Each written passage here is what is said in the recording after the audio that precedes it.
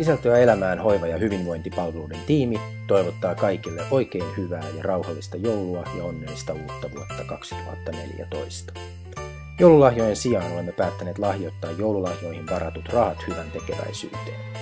Menneen syksyn aikana sanoimme Facebook-faneillemme, kun ylitämme 1000 tykkäyksen rajan, lahjoitamme pienen summan rahaa enemmistön valitsemaan hyvän tekeväisyyskohteeseen.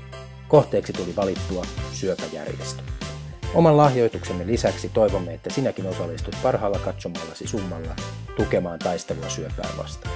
Syöpäsäätiö tarvitsee meidän kaikkien apua.